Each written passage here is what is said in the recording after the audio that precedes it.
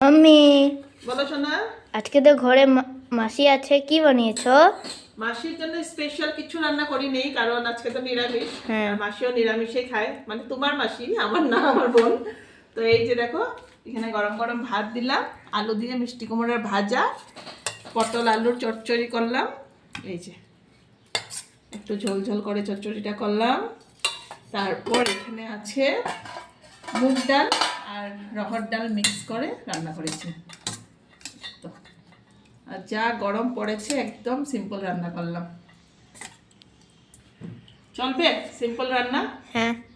আর এই যে এখানে দেখো, ফুলকপি আলু দিয়ে পনির করলাম। নিরামিষের দিনে এই আমাদের স্পেশাল খাবার তোমার মাসির জন্য। আর মাসিও যেহেতু নিরামিষ, তাই আর অসুবিধা নেই, না? ঠিক আছে? ঠিক আছে মা। কেমন লাগছে সবজিটা দেখে? সুন্দর লাগছে। সুন্দর। হুম।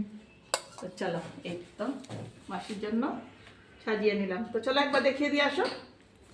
এখানে আছে গরম গরম ভাত, আলু মিষ্টি কুমড় ভাজা, ভেন্ডি আলু চচ্চড়ি, মুগ আরও রহর ডাল করেছি, আর এখানে আলু ফুলকপি দিয়ে পনির রান্না করলাম।